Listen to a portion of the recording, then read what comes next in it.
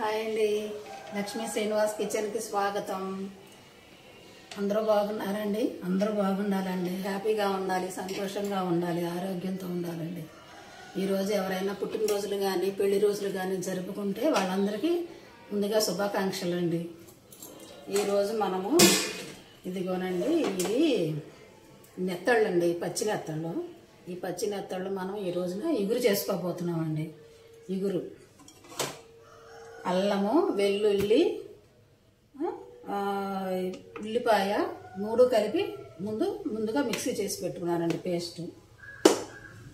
పచ్చిమిరపకాయ, కరివేపాకు, ఉల్లిపాయ, ఉల్లిబొందు, కొత్తిమీర ఇవన్నీ మామూలే కదండి. ఈ నెత్తళ్ళతో ఈరోజు మనం చక్కగా కమ్మగా ఇగురు చేసుకుంటున్నాం. రండి ఎలా చేసుకుందామో చూద్దాం.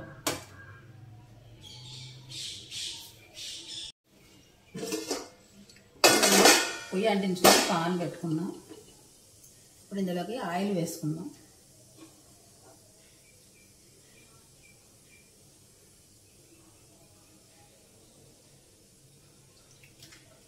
అది సన్నగా పడుతుందండి. ఇందులో నుంచి ఆయిల్ కాస్త ఎక్కువ పడుతున్నట్టు మనకు కనిపిస్తుంది, అంతే, ఎక్కువ పడదు.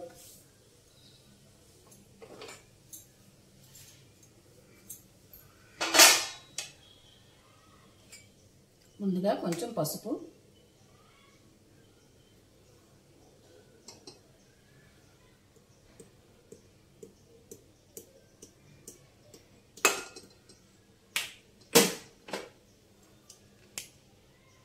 కొంచెం మెంతి పొడి,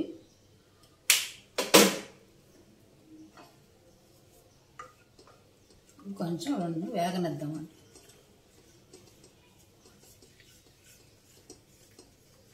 మెంతి పొడి ఫ్లేవర్ అండి, భలే ఫ్లేవర్ వస్తుంది. ఏ కర్రీ అయినా సరే, వెజ్ కర్రీలోకైనా నాన్ వెజ్ కర్రీలోకైనా చక్కగా మీరు కూడా ఇలాగా మెంతి పొడి చేసుకొని వాడుకోండి. చక్కగా మంచిది, హెల్తీ, చాలా హెల్తీ అన్నమాట. మంచి ప్రోటీన్ కూడానండి మెంతులు.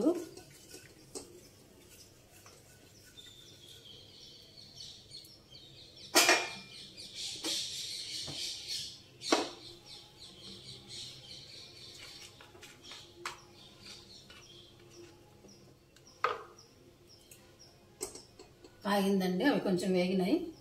ఇప్పుడు మనం ఈ పేస్ట్ వేసేసుకుందాం. చిన్న 2 ఉల్లిపాయలు, చిన్న అల్లం ముక్క, ఒక 10 వరకు వెల్లుల్లి రెమ్మలండి. నేను పసుపు వెల్లుల్లి కాస్త ఎక్కువే వాడతానండి కూరల్లోకి.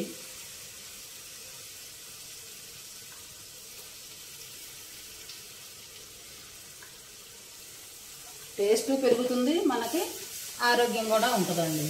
ఉల్లిపాయ కూడా చాలా ఆరోగ్యం. బ్లడ్ పలచన చేస్తుందండి వెల్లుల్లిపాయ. చక్కగా ఏ కూర వండుకున్నా అన్ని పాయలు కొలిచి వేసుకుంటే చాలా చాలా మంచిదన్నమాట.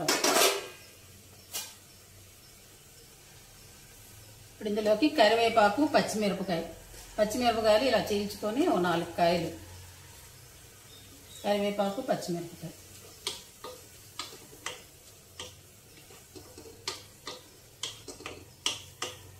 ఇందులోనే ఉల్లిబొందు కూడా వేసేసుకుందామండి. కొంచెం తర్వాత వేసుకుందాం ఉల్లిబొందు.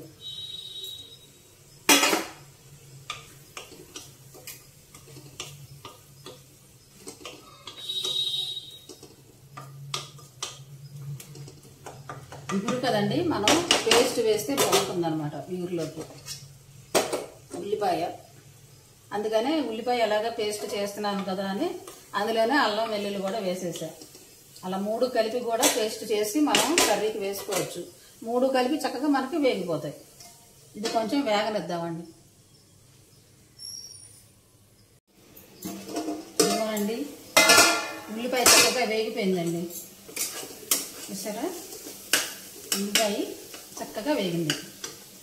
ఇప్పుడు ఇందులోకి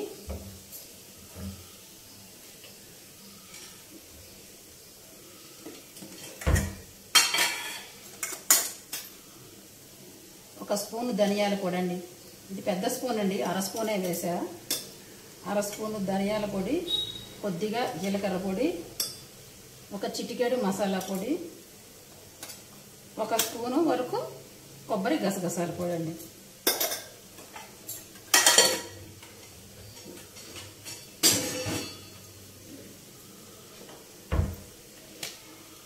ఇందులోనే కారం కూడా వేసేసుకుందాం.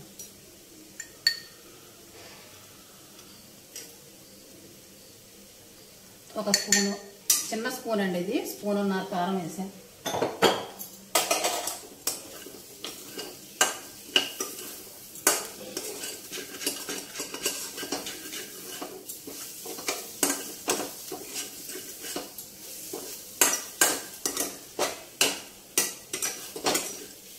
కొద్దిగా వేగనిద్దామండి, కొంచెం వేగనిద్దాం. ఈ మసాలా వేగిపోయిందండి. ఇందులో కొంచెం వాటర్ పోసుకుందాం. వాటర్ పోసుకొని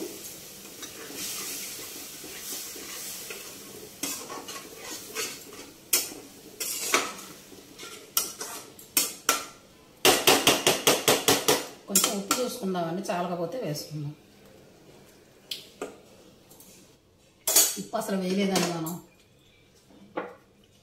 వేసుకొని మూత పెట్టుకుందామండి.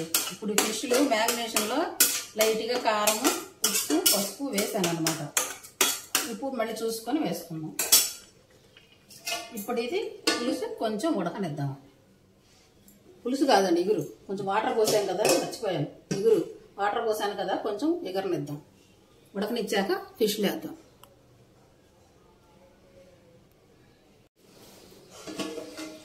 ఇదిగోనండి, చక్కగా ఇగురు ఉడికిందండి. కొంచెం మసాలా ఉడకాలన్నమాట. ఉడికిపోయింది. ఇందులోకి ఈ చేపలు వేసేసుకుందాం.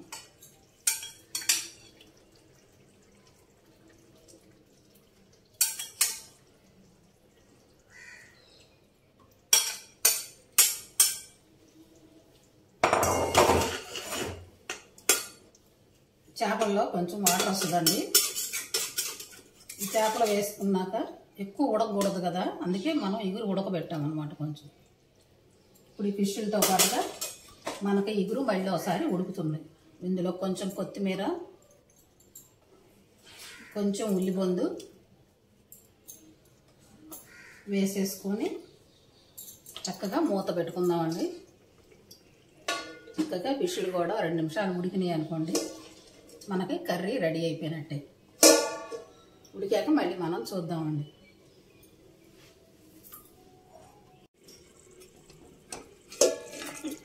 ఇదిగోనండి, మన ఇగురు, ఫిష్ ఇగురు చక్కగా ఉడికిపోయిందండి. ఇప్పుడు కొత్తిమీర వేసుకుందాం. అయిపోయింది కర్రీ. చూసారా ఎంత బాగుందో, చక్కగా టేస్టీ ఇగురు అండి. పొయ్యి కట్టేసాను, అయిపోయింది కర్రీ. సూపర్ టేస్టీ అండి. వేడి రసంలోకి ఈ ఇగురు కలుపుకొని తింటే ఉంటుందండి. ఈ ఇగురు రసంతో సూపర్ ఉంటుందండి.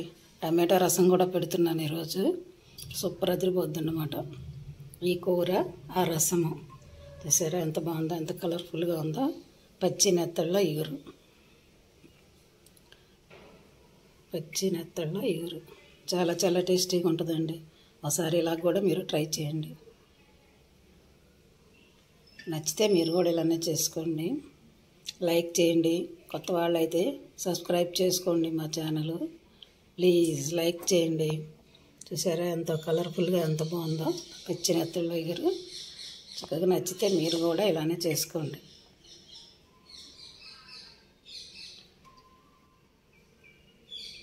Thank you.